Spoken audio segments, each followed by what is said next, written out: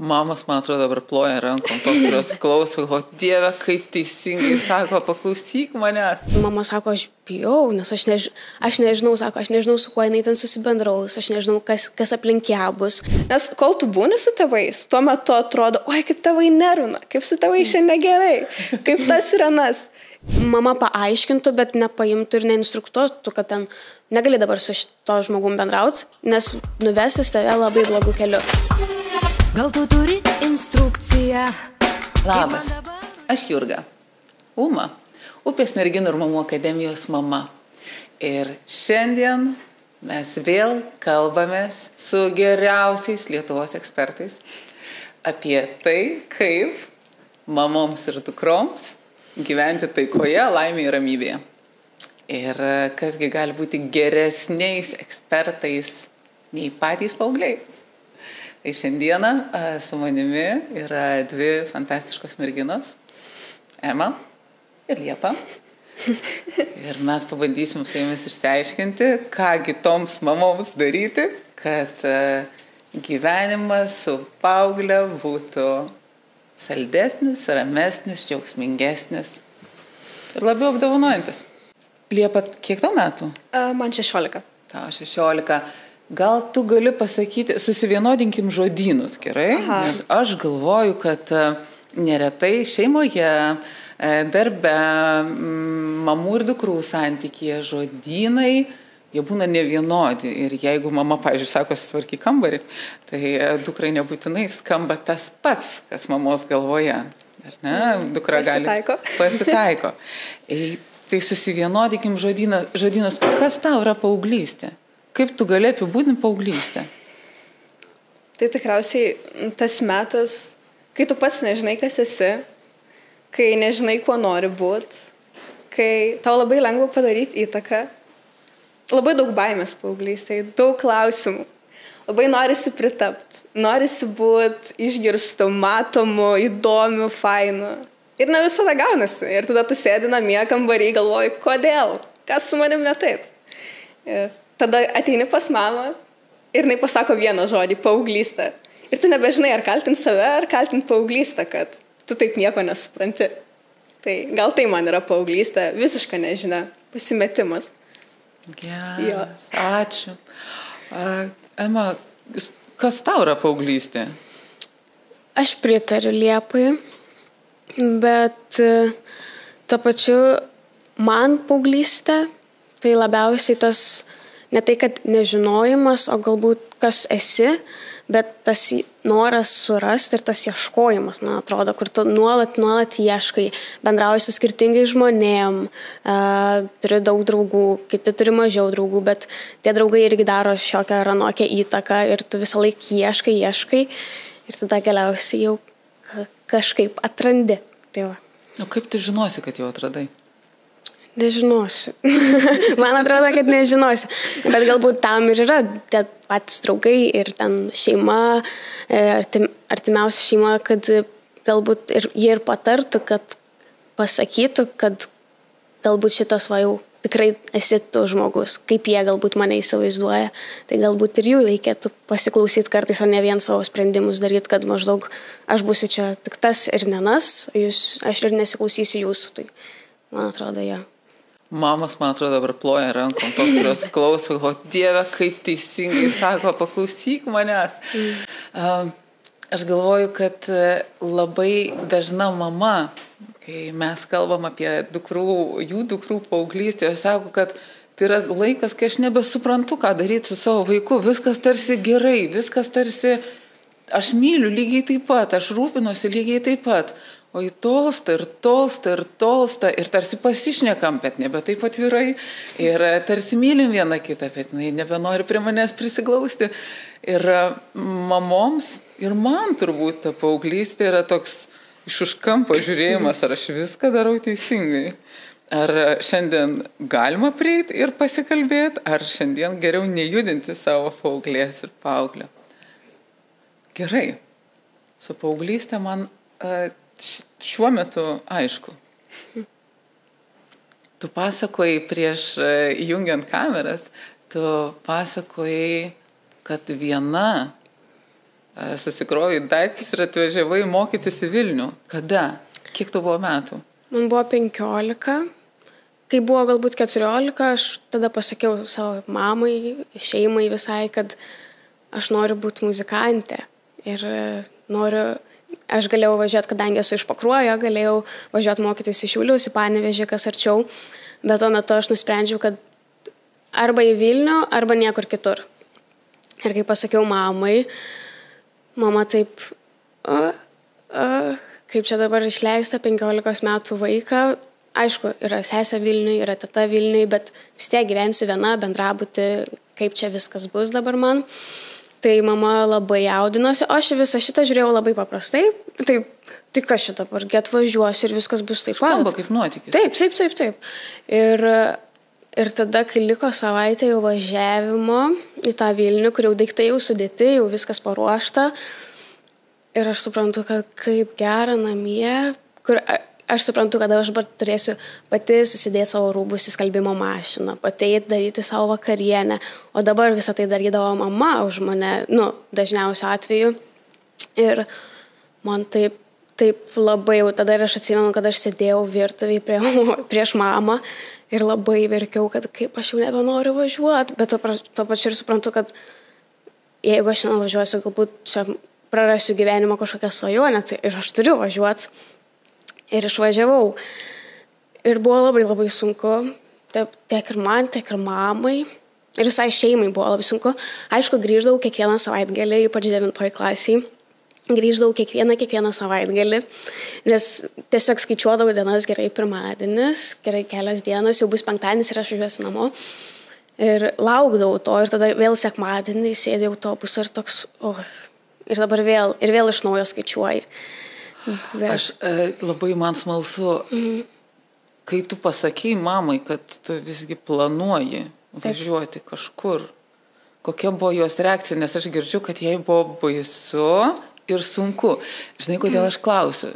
Kai aš buvau 1 klasėje, pas mus į mokyklą atvažiavo dėstytojai iš baleto mokyklos Vilniaus, o aš Panevėžietė. Ir pasakė, kad visi vaikai, kurie gali pakelti koją virš galvos, gali važiuoti ir mokytis į baleto mokyklą į Vilnių. Ir aš, aišku, galėjau pakelti koją virš galvos. Ir aš susiruošiau važiuoti į Vilnių. Ir man tai atrodė taip natūralu ir toks nuotykis. Ir žinau, kad mama ir mano pradinių klasių mokytoja mane truputį apgavo. Ir tai jau pasakė gerokai vėliau, nes man tuo metu po 6 metai, aš labai anksti pradėjau eiti į mokyklą. Ir man pasakė, kad tik nuo 7. Tik nuo 7. Ir aišku, po metų ta mano svajonė tokia truputėlį pragaravo ir man jau nebuvo taip svarbu tapti balerina. Jo, tai mano mama, aišku, jinai man sakydavo, kad aš tave palaikau, važiuok, mokykis, grok, visą laiką mane mama palaikydavo. Bet tada aš atsimenu, ir aš visą laiką kažkaip ir galvojau, kad jinai mane palaiko, bet tada buvo pavasaris, pamenu, ir važiavau su savo pianino mokytoja gal irgi į Vilnių koncertuot, ar taip konkursas buvo. Ir girdėjau, kad jos mama kalba ir tada aš išgirdau, kad mama sako, aš bijau, nes aš nežinau, sako, aš nežinau, su kuo jinai ten susibendraus, aš nežinau, kas aplink ją bus, aš nepažinosiu tų vaikų, nes aišku, Pakruojis mes, aš mažo miestelio, vieni kitus ten visi pažįsta, mano mama visada žinodavo, su kuo aš bendrauju, su kuo einu iš mokyklos, nes tiesiog visi matydavo ir žinodavo. Ir jei tas tikriausiai buvo labai baisu, kad nežinau, su kuo aš leidžiu laiką ir ką aš ten darau. Aš vis dėlto viena Vilniuje, aš galiu ten Jėzų viską pridaryti. Užfiksuojam. Liepa, matau, linksi galvą labai smarkiai. Ką girdi? Aš linksiu galvą, nes aš ir pati esu toksai žmogus, kuris visą laiką nori ko nors daugiau. Aš iš mažo miesto pati iš Utenos. Ir tikriausiai nebuvo dienos, kad aš tėvų neprašyčiau, kad man reikia išvažiuoti, man reikia ten, man reikia taip. Ir nesenai užsinorėjau į kitą šalį skristi su darbu, dirbti. Ir dabar kaip ir jau beveik skrendu. Ir tik tada, kai man parašė, kad jau reikalai sutvarkyti, aš irgi taip sėdžiu ir galvoju, palaukit, aš tai ten viena būsiu. Nes kol tu būni su tėvais, tuo metu atrodo, oi, kaip tėvai nervina, kaip su tėvai šiandien gerai, kaip tas ir anas. Ir tada, kai tu išvažiuoji vienas, tada supranti, kiek jie iš tikrųjų darė ir kiek tu nematai to, ir kaip jie rūpinasi tavim, kaip niekas kitas nepasirūpintų. Tai dėl to linksėjau galvą, nes labai suprantu tą jausmą. Gerai, laikas instrukcijai. Instrukcijai, kas iš to, kas dabar pasakyta, aš girdžiu apie besibaiminančias mamas bijančias išleisti dukras ir dukras, kurios tarsi trokšta pasprukti iš namų, bet paskui supranta, jog namuose irgi labai gera. Ar mes iš to galim suformuluoti kokią nors instrukciją mamoms?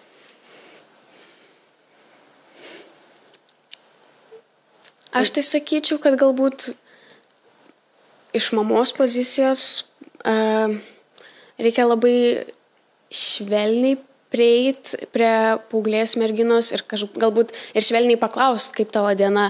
Ten, bent jau mane labai erzindavo, kai mama man kas pusvalandį. Kaip tu, ką veiki, kaip sekas, kaip čia ta pamoka prie, kaip čia, mama, nereikia tiek klausinėti. Tu gali tiesiog vakare man parašyti ar paskambinti, aišku, galbūt didesnis kontaktas, ten FaceTime ir paklausti, kaip tavo diena. Ir tada tu viską nuoširdžiai papasakoji ir man atrodo reikia to švelnaus prieimo, ne to įkyraus tokio. Ir iš dalies aš suprantu, kad mama nuolat tada galvoja apie tave ir jaudinasi, bet man atrodo, kad reikia to rasti tą švelniausią prieimą prie pačios dukros. Ar aš teisingai girdžiu, ir tu sakyk arba taip, arba negerai, labai labai drąsiai, ar aš teisingai girdžiu, kad tu norėtum, kad tavimi labiau pasitikėtų? Ar tu norėdavai, kad tavimi labiau pasitikėtų? Jo, aš norėdavau. Taip, dabar jaučiu, kad manim pasitikė ir dabar visai kitaip mūsų bendravimas vyksta, nes jau mama jau kažkaip priprato, kad aš jau čia jau 6 metus Vilniui. Tai jau kaip ir gavosi rutina, kad aš viena, viskas jau kaip ir normalu, bet tuo metu tai mane labai labai erzindavo, kur einu į parduotuvę ir, pavyzdžiui, mama parašo ten, ką veiki. Ir atrašai, kad einu į parduotuvę ir tada klausia, ką pirksi? Tai mama, tai tikriausiai elementariausių dalykų pirksi. Man atrodydavo, kad kam tu klausi tokių klausimų. Bet jo, aš labai norėdavau, kad manim pasitikėtų, nes jausdavau, atrodo, kad manim ne iki galo pasitikė. Nors ir nesuprasdavau ir dabar dar vis nesuprantu, kodėl manim nebuvo pasitikima. Jėga, gerai. Apie pasitikėjimą visiškai taip. Paprasčiausias dalykas, atrodo, valgyt nori pasidaryti, mama pribėga, ne taip, duok aš padarysiu, aš tokia mama, man 16, žinau, kaip makaronus išsivirti.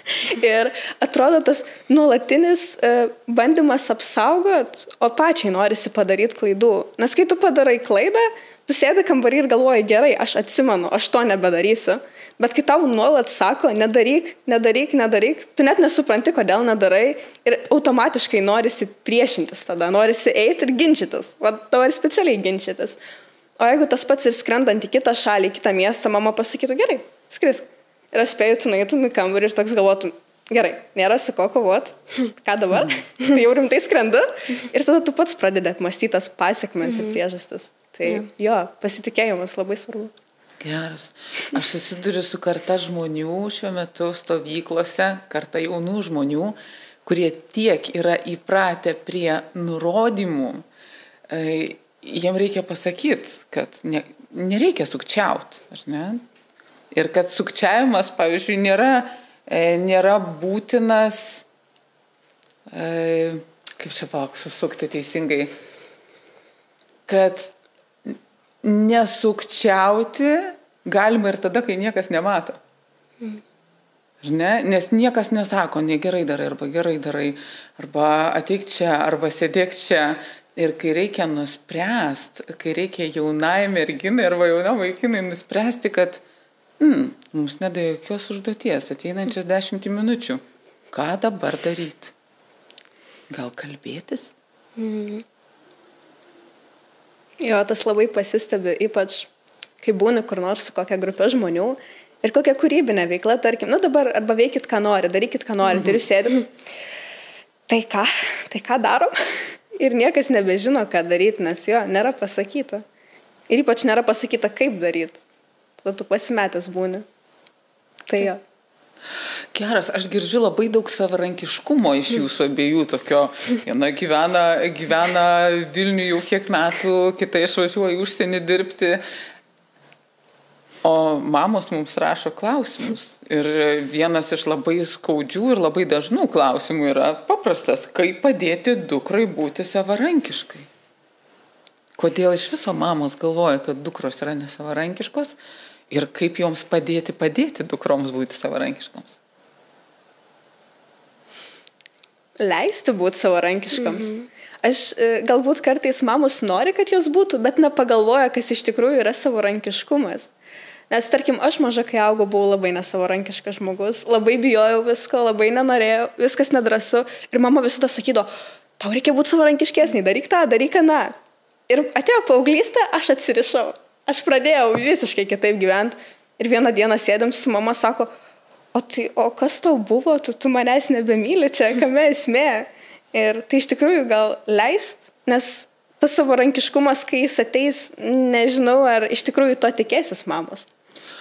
Ar aš gerai girdžiu, kad kartais mamos painioja savarankiškumą su artimumu, kad kai dukra jau nusprendžia, jog nori būti pati savimi ir kiekvieną dieną nebereikia mamos patarimų, mama staiga nusprendžia, kad čia net nesavarankiškumas, bet jį pameta santykį su dukra. Manau taip, tame yra, kad atrodo yra labai maža riba tarp savarankiškumo ryšio, kaip išlaikyti tą mamos akyse savarankiškumą, bet kartu parodyti ją ir meilę. Tai labai sudėtinga iš tikrųjų. O Dieve, čia reikės instrukcijos ir merginoms. Aš manau, kad galbūt mamos tiesiog galbūt mato, kad mes savarankiškėjam ir jos supranta, kad mes augam ir kad jau mes nebesam tos mažos mergaitės, kurios ten ateidavo, kaip mano mama sakydavo, tu ateidavai, prisiglausdavai, dabar jau nebe taip. Ir gal jos irgi išsigąsta to fakto, kad viskas, mano vaikas jau užaugo galbūt ir jos jau irgi taip išsigąsta ir čia gal irgi natūralu. Tai aš neteisiu savo mamos, jeigu man sako, kad aš nesavarankiška, nes aš manau, kad aš savarankiška, tai aš dažniausiai išklausau, tada jai atsakau, kad mama, žiūrėk, aš viską pasidarau, ko man reikia. Jeigu kažko nežinau, pavyzdžiui, kaip virti mano košę, aš tau paskambinsiu ir paklausiu. Taip ir buvo, bet leisk man tiesiog pačiai viską išbandyti ir jeigu tu mane nuolat pririšus prie to pavadėlio laikysi, tai kaip aš tapsiu savarankiška. Tai man reikia, kad tu mane paleistum, aš ten krisiu, eisiu, vėl krisiu ir išmoksiu. Ir dar, manau, labai reikalinga dukrai leis suklyst. Dėl mažiausių dalykų būdo mažytas sultis papili, skandalas. Kodėl papyliai? Tu nemoki net ten atidaryti, ten bankutės, dar kažką. Tai kai tu parodai dukrai, tarkim, dukra ateina iš mokyklos, aš esu girdėjus, kad yra toksai žmogus, kuris visada paklausia. Sako, kur šiandien suklydai? Paklausė savo paauglio, ten sūnaus ar dukros. Ir tu atrodo įdegi schemą, kad suklysti yra normalu. Ir vieną dieną ateisi, paklausi vaiko, kur suklydai, vaikas sakys, nesuklydau, sakysi, tai neįdomu. Ta prasme, kodėl tu nesuklydai šiandien? Ir tada tas mechanizmas išsiugdys, kad suklydau, iškart taisau. Suklydau, iškart taisau. Nebus į savęs nuėjimo ar užsidarimo, šarvų kažkokių. Ir tai labai... Gerai, man skamba labai saldžiai. Labai saldžiai. Ir jūs tokios fainos ir savarankiškos, bet man kaip mamai, man kaip 4 vaikų mamai, aš galvoju, gerai, atvažiavot jūs, kažkur svetimoje šaly pabuvot, kitame mieste. Taigi čia laukia ne tik tai savarankiškas košės virimas, čia laukia tokių dalykų, kurie nebūtinai smagiai skamba. Ir, žinai, kai tu sakai, leis suklysti. Kartais klaidos jos gali būti belenkaip skaudžios. Ir kartais tomis klaidomis visą gyvenimo kelią ten išsigrindi ir keliauji toliau su baime pažiūrėti į žmonės, su nerimu, ką apie tave pagalvos. Man labai smalsu, kaip nuraminti mama šitoje vietoje, nes mamos, kai galvoja apie dukrų savarankiškumą ir jų žingsnius į savarankišką pasaulį, jos negalvoja, kaip jūs košę virsit. Jos galvoja, kaip jūs bendrausite su kitais žmonėmis. Kas atsitiks, kai jūsų pasaulyje atsiras vaikinai.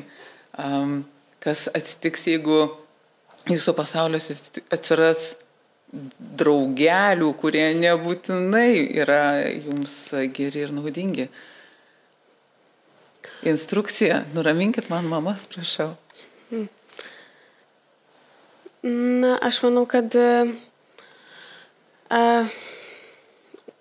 galbūt reikia kalbėtis paprasčiausiai, ne tik, kad bijot pačiai mamai, bet ir kalbėtis, aišku, paklausti, su kuo tu bendrauji, galbūt ten, kad apibūdintų tą žmogų, aišku, ne visada gal vaikas, paauglys sakys tiksliai, koks tas žmogus yra, arba galbūt visai netaip jį matys, bet aš manau, kad svarbiausia tai yra kalbėtis ir pačiai mamai paaiškinti, kad tarsi nupiešto paauglio vaizduoti, kaip gali būti, kas būtų, jeigu būtų, pavyzdžiui, jeigu kažkas atsitiktų, ar tu galbūt nes tai žmonėms susidurtum, kad jis šiek tiek ir į ateitį pamastytų, kad gal tikrai tas draugas ar draugė šalia manęs, gal tikrai man kokią nors negerą įtaką daro. Tai aš manau, kad svarbiausia, kad mama paaiškintų, bet nepaimtų ir neinstruktuotų, kad ten negali dabar su šito žmogum bendrauti, nes nuvesis tave labai blogų keliu.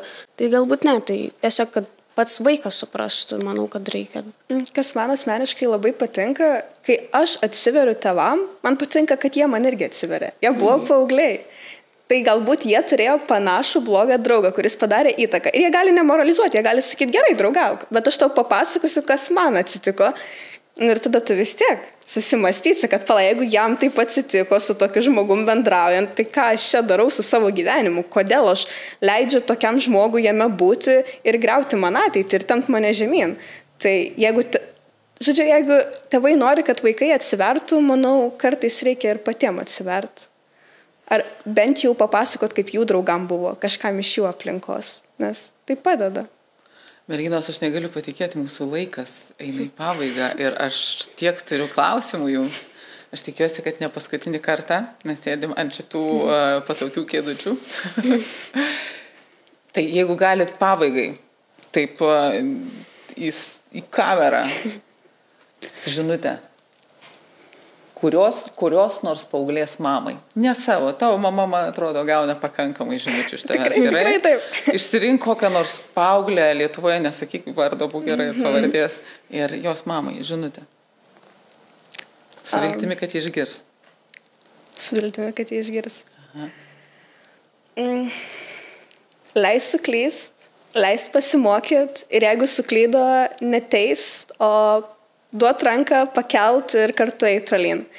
Ir jeigu pati suklydai, visada papasakot dukrai, nes jie yra visiškai toks pat žmogus ir aš tikiu, kad ne tik tu jai gali padėti, bet ir jie gali padėti tau. Ir pamatysi, koks ryšys susikurs tarpusavį. Tai va.